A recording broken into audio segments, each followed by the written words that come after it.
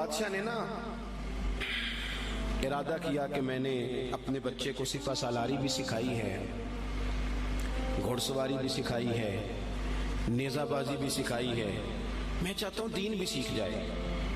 ایک بڑے زبردست عالم تھے، ان کے ذمہ لگایا کہ آپ میرے بچے کو دین کا علم پڑھائیں۔ انہوں نے مکمل جد و جہد کے ساتھ 7-8 سال میں نا پورا عالم بنا دیا شہزادے کو۔ میری باتوں کی سمجھ آ رہی ہے آپ کو؟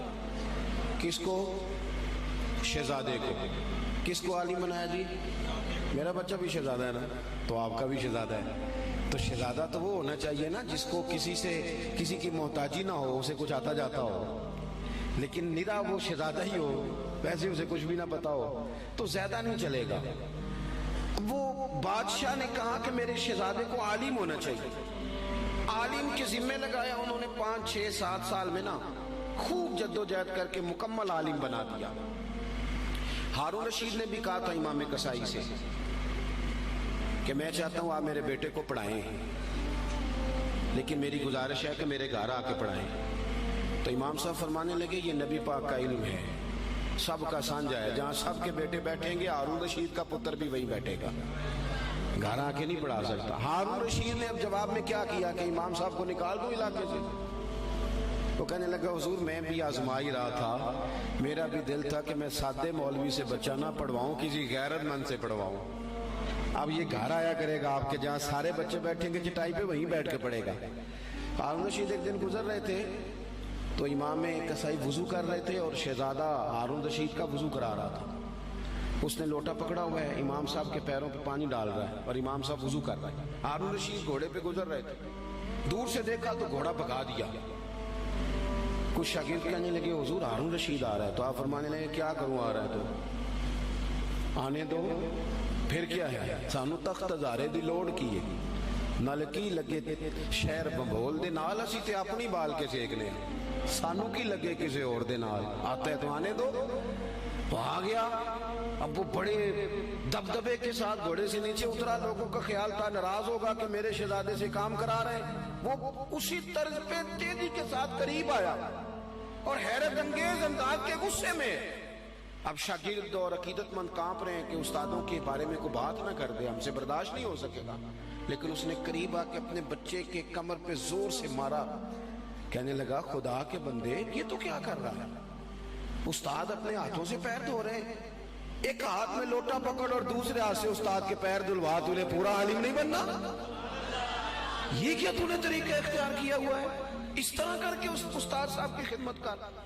تو وہ اس بادشاہ نے نا اپنے بیٹے کو پڑھانے کے لیے عالم کے ذمے لگایا، انہوں نے پوری محنت کے ساتھ پڑھایا۔ پھر وہ فارغ التحصیل بھی ہو گیا بچہ، ایک ہی بیٹا تھا، تو مکمل فارغ ہو گیا نا۔ تو استاد صاحب کہنے لگے پیغام بھیجا پتر کل نا مجھے تم سے کوئی کام ہے، میرے گھر آنا۔ مدرسے نہیں گھر بلایا بچے کو۔ جب گھر آ گیا اندر سے کنڈی لگا لی اور چھڑی پکڑ لی، بہت مارا بچے کو، کمر پہ نشان پڑ گئے اور بلا وجہ مارا۔ اس نے کہا استاد جی میری غلطی۔ چپ کر، نادان، غلطی پوچھتا ہے، چل دوڑ جا۔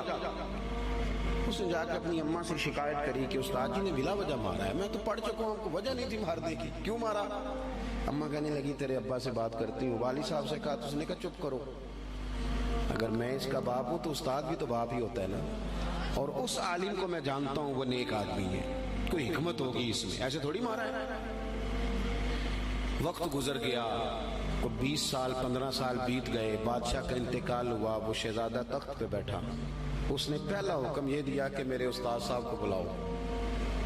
اب وہ بیچارے بوڑھے ہو گئے، چھڑی ہاتھ میں پکڑی، جھکی ہوئی کمر، بڑی مشکل سے وہ آئے اور دربار میں آ کے کھڑے ہوئے۔ تو شہزادے نے پہلا سوال یہ پوچھا استاد جی پہلے تو میں بے اختیار تھا، آج اختیار میرے ہاتھ ہے، وہ بتاؤ نا مارا کیوں تھا؟ غلطی کوئی نہیں، زیادتی کری آپ نے اور اتنا مارا کہ میں ابھی تک اس کی درد محسوس کرتا ہوں۔ تو استاد صاحب نے یوں چہرہ اٹھایا، آنکھیں کھولی، کہنے لگے پتر شکر ہے اللہ کا میں ابھی تک زندہ ہوں، اسی دن کے لیے مارا تھا جو آج آیا ہے، یہ جو تو نے مجھے کٹہرے میں بلا لیا ہے نا، ٹھیک کیا، اسی دن کے لیے مارا تھا۔ کہا کیوں، کس وجہ سے؟ سنیں جی سنیں، اللہ آپ کو جزا دے، اسی دن کے لیے مارا تھا۔ کہا کیوں؟ کہنے لگے پتر کتنے سال بیت گئے مار کھائے، کہا کو 20 سال ہونے کو ہیں، فرمایا تو بھولا تو نہیں نا؟ کہا استاد جی میں نے تو پہلے دن ہی آپ کو بلایا. کہنے لگے پتر بس مجھے پتا تھا ایک دن تو نے حکمران بننا ہے.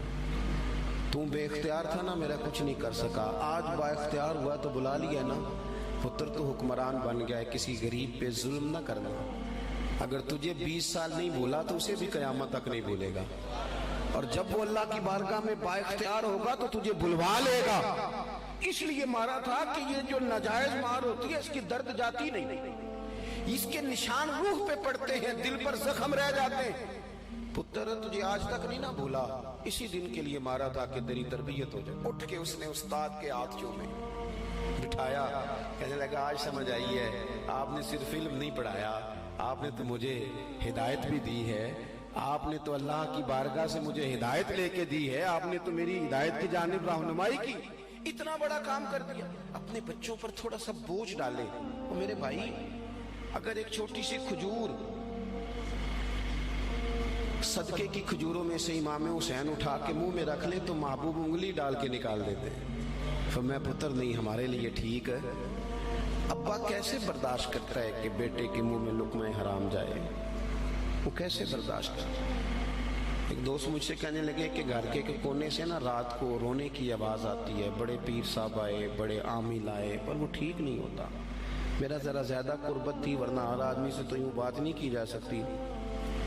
میں نے ان کے کان میں کہا کہ اگر بڑے پیروں کے آنے سے بھی نہیں نا مسئلہ ٹھیک ہو رہا تو ساری فیملی بیٹھ کے غور کر لو، وہاں کسی یتیم کے پیسے نہ لگ گئے ہوں، کسی بیوہ کا مال نہ اس کونے میں خرچ ہو گیا. یہ جو یتیم کے اور بیوہ کے اور غریبوں کے پیسے ہوتے ہیں، یہ تیزاب ہوتا ہے. تیزاب جدھر جدھر لگتا ہے وہاں سوراخ کرتا ہے. سب سے پہلے یہ نور علم لے جاتا ہے.